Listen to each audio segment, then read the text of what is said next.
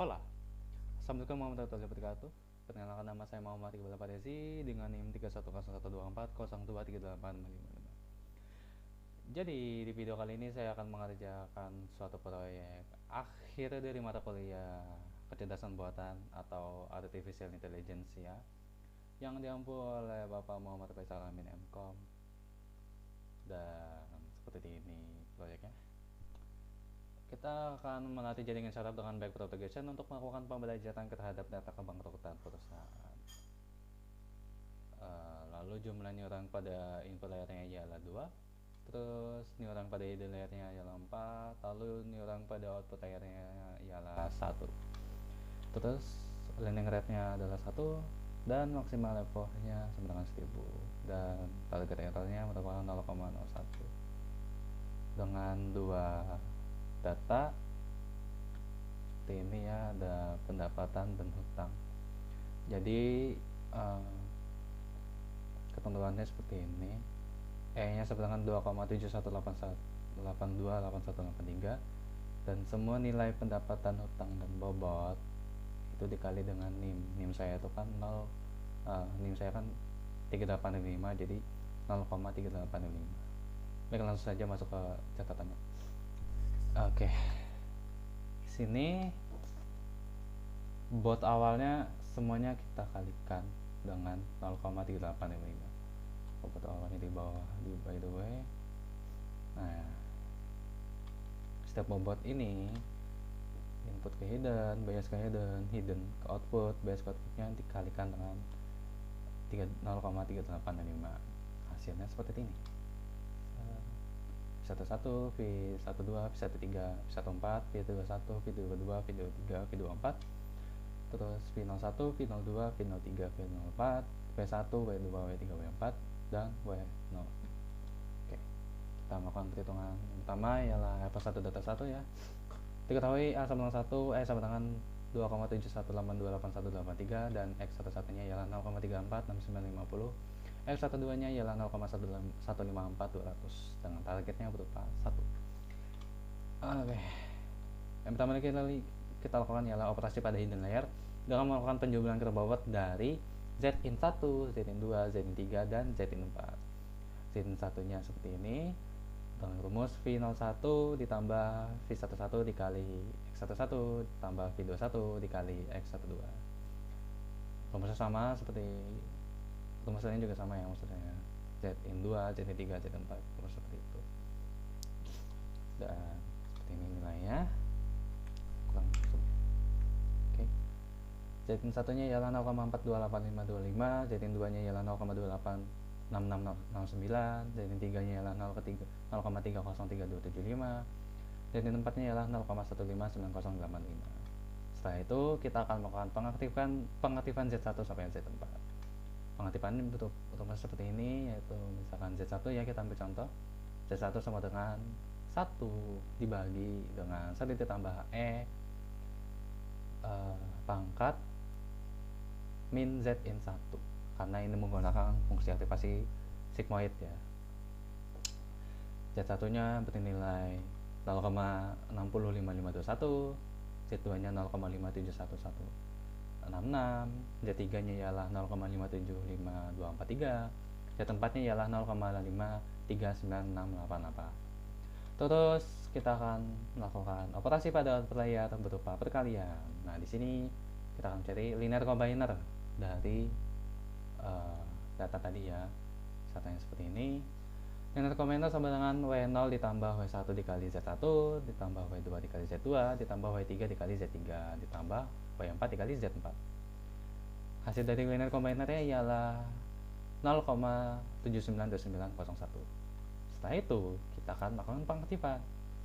Y sama dengan 1 per 1 ditambah E dipangkat min Y, min linear combiner gitu. Hasilnya ialah 0,688454. Lanjut, kita akan menghitung kualitas errornya ialah seperti ini. Errornya didapat dari T dikurang Y ya. T nya sama dengan 1, Y nya sama dengan yang tadi ya, 0,688454.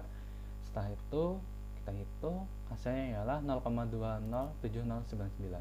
Kita kualitaskan tuh. hasilnya berupa 0,042890.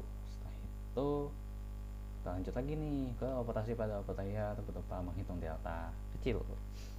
Nah, delta kecil ini rumusnya seperti ini: T1 dikurang Y dikali 1 per 1 ditambah E dipangkat linear combiner dikali 1 dikurang dalam kurung 1 per 1 ditambah E linear combiner.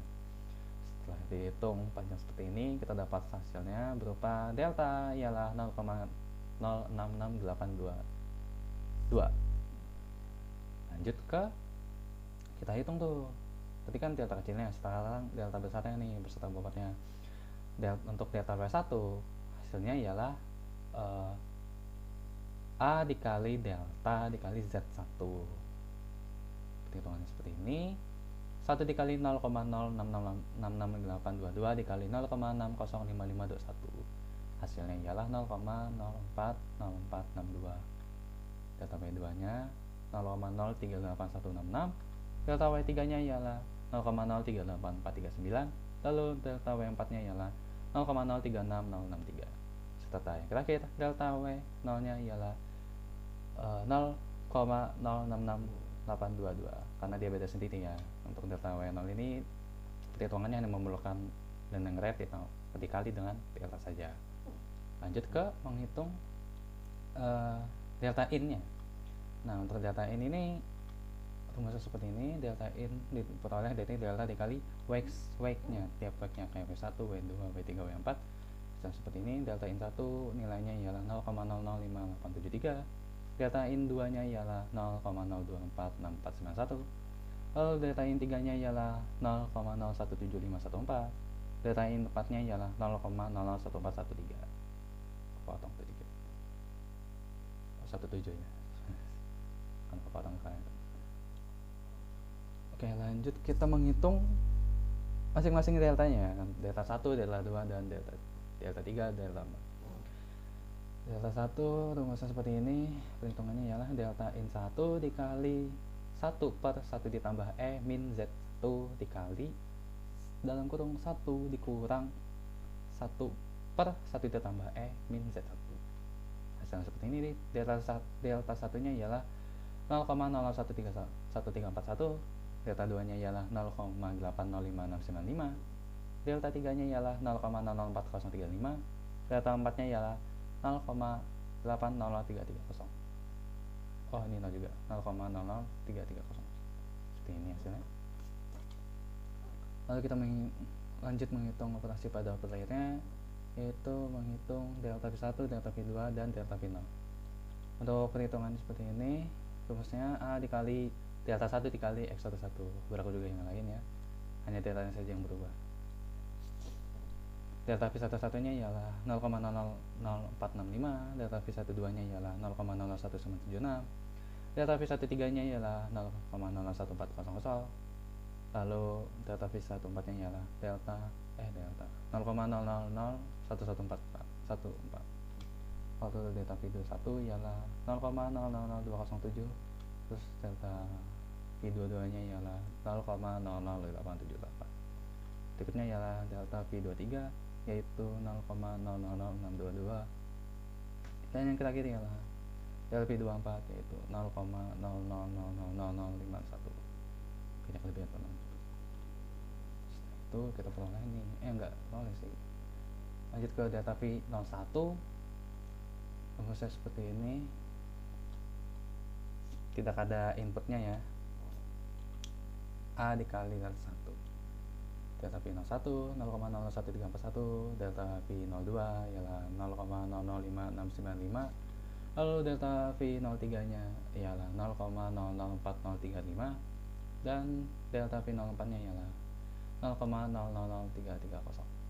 Seperti hasilnya.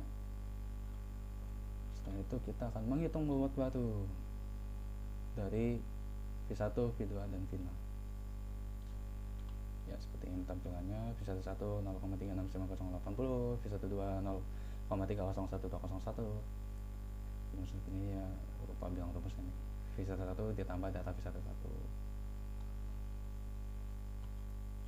Oke. Untuk V ya.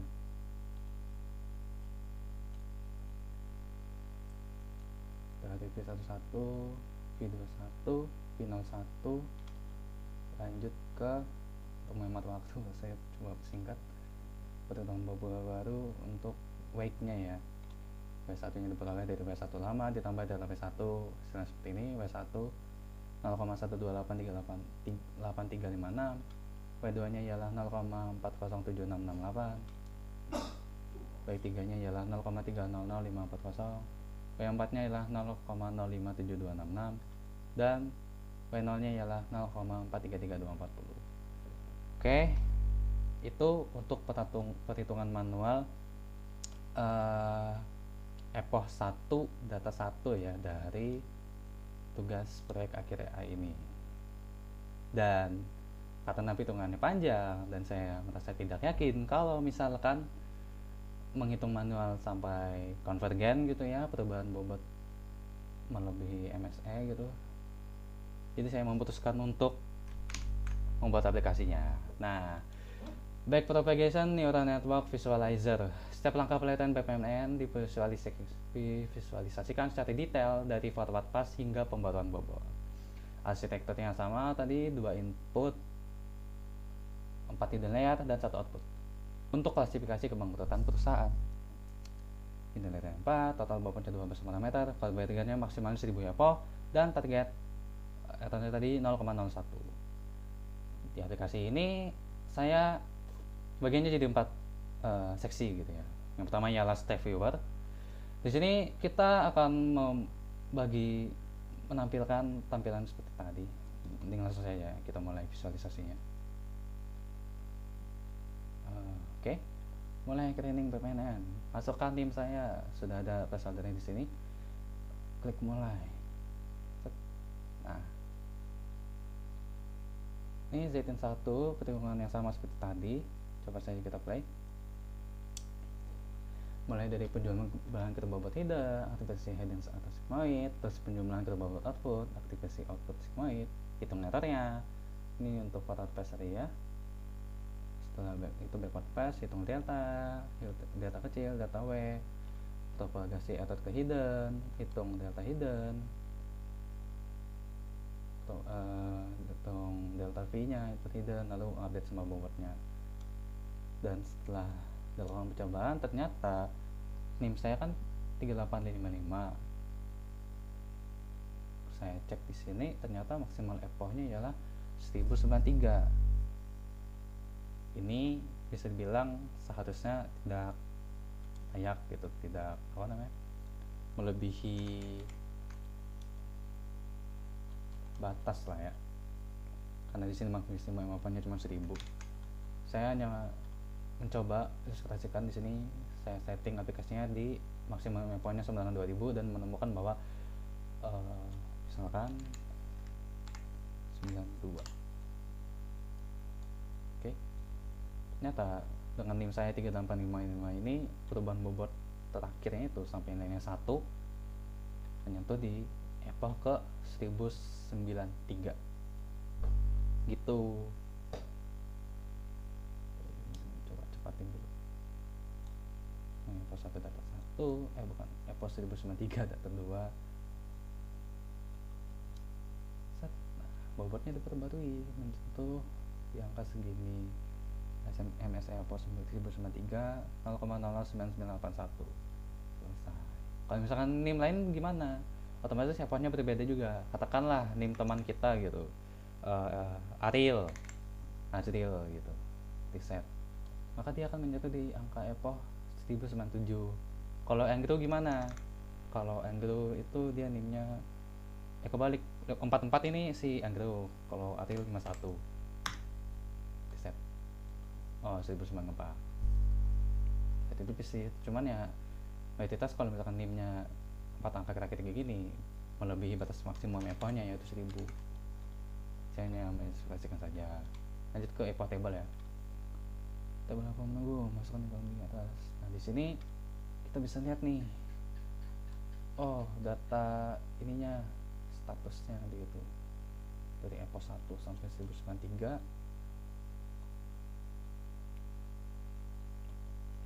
Ternyata perubahannya seperti ini. Dari 1 ke 190 dari 2% ke 10%, dari 190 ke 436, dari 10% ke 19, hingga seterusnya gitu kan. Tanjakan paling kerasa sih dari sini, lumayan yang tinggi ya mas ya gitu. Lanjut ke rata chart.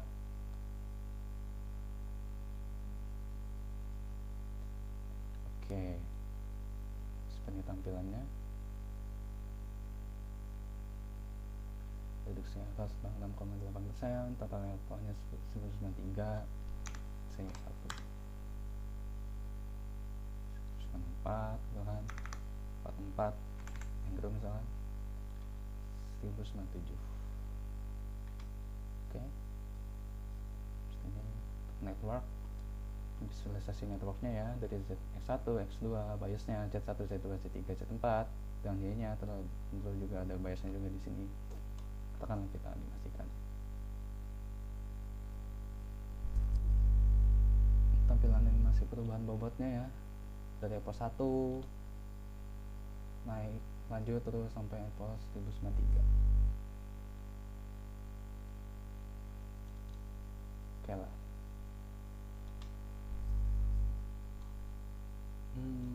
Oke, mungkin segitu saja yang dapat saya sampaikan. Sedikit ada demonstrasi juga penggunaan aplikasi dari Back Propagation Neural Network Visualizer. Itu aja sih. Terima kasih telah menonton. Sampai jumpa di video berikutnya. Assalamualaikum warahmatullahi wabarakatuh.